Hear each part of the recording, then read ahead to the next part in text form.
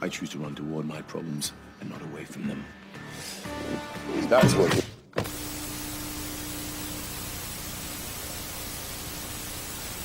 There are so many changes the MCU have made from the comics that an entire book could be written on it. From stories like Civil War to storyline given to other characters.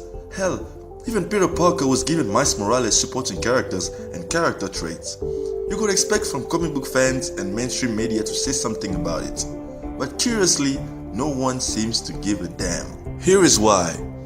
The MCU started in 2008 when Iron Man hit theaters. The movie was critically and financially successful. Then you had a succession of movies like The Incredible Hulk, Thor, Iron Man 2, Captain America the First Avenger, but it wasn't until The Avengers that the MCU really blew up. But that's also when they started taking risks. Like seriously, you can think about major changes the MCU have made, and most of them are movies that happened after Phase 1.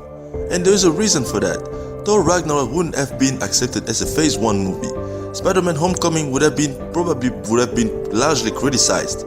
Hell, even Captain America the Winter Soldier would have been risky at that time. But to eliminate that risk, what Marvel Studios did was blow the universe wide open.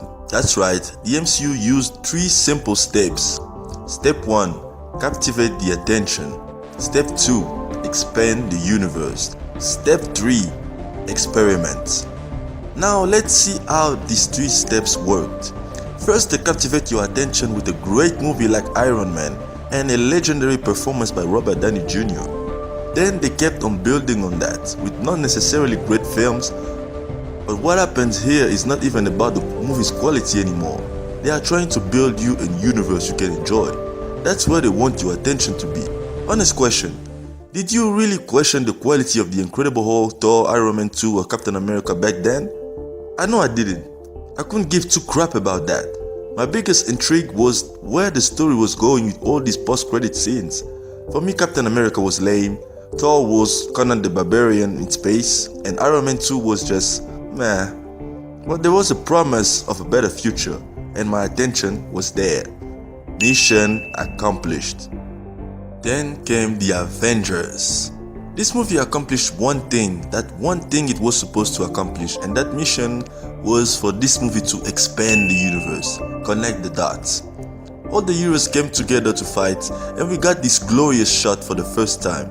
But what if I told you that the Avengers assembling is not even the most important aspect of this movie? The most important aspect of the Avengers is to steal your heart and affection forever.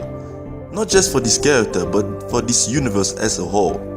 They just gave you a whole universe of superheroes and they told you this is yours and more is coming. From that moment, they had won themselves an audience that will now accept any major changes they could make, because this is now a separate universe from the Marvel comics for them.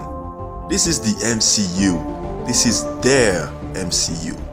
From that point, Marvel Studios decided they wanted to make Captain America cooler, so they opted for a straight-up spy thriller with Winter Soldier. From that point, movies like Ant-Man, Guardians of the Galaxy or even Thor Ragnarok could happen. Experiments were allowed. That right was earned. Now you are probably asking yourself, but why are people criticizing the DCEU then? I mean, they made a couple of solo movies. Justice League should have been a payoff too, right?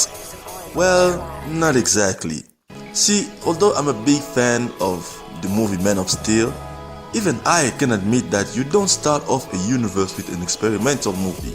It won't work and you will get divisive responses. If Man of Steel was a once-off thing, or even if it was just a Superman, Zack Snyder trilogy, then it could have worked. It would have been a take it or leave it situation. But if you are starting an entire universe of superheroes and your movie feels like it's telling the audience to take it or leave it, you are not going places. So the first step of captivating the attention already failed. Which means even if you release a movie like Wonder Woman a few years later, it would have already been too late, as you need to essentially build that trust from scratch. And if Man of Steel was the only experimental and divisive movie, it could have been fine. But BVS was an experiment on itself, and Suicide Squad is a Guardian of the Galaxy level risk, and that risk was not earned. Why? Because it was too soon to expand. So when Ezra Miller's Flash shows up in Suicide Squad, no one cares because we don't know who the hell that is. I'm not even one of those people who hate the Justice League cameos in BVS, but those are the things you should probably do once you are certain to have people's attention. So basically what happened with the DCEU is that they did the opposite of what the MCU did. They started with experiments, which pissed off a lot of loyal DC fans. Then tried to expand the universe, but most people were not sold on the universe, so it did not make an impact. But despite all of that, they still thought they would capture the audience attention with Justice League by throwing in the guy behind the Avengers at the last minute with extensive reshoots. And the rest is history. Universal Monster Universe pretty much made the same mistakes. They've tried to experiment with The Mummy, making it more of an action movie with Tom Cruise running around, instead of an actual monster movie. It's quite unbelievable, but even Sony's Venom universe are making the same mistake.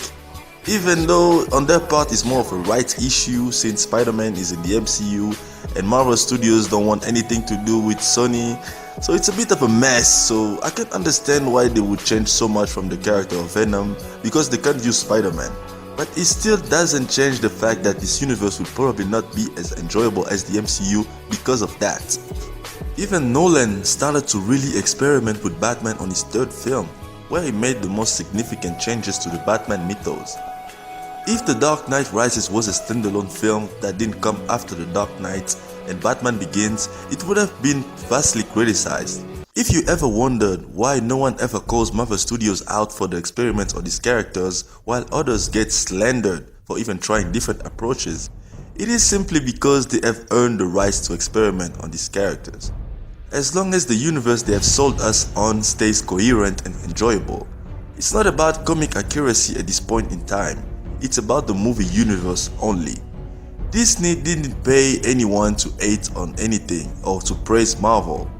10 years of universe build-up gave them a golden pass to criticism in terms of accuracy and granted them the right to be separate from the comics. The issue with studios today is that they want to run before walking. They want you to trust them blindly without earning that trust. They want to skip steps and think they would get the same results, but in reality, the results will always be the same. Failure.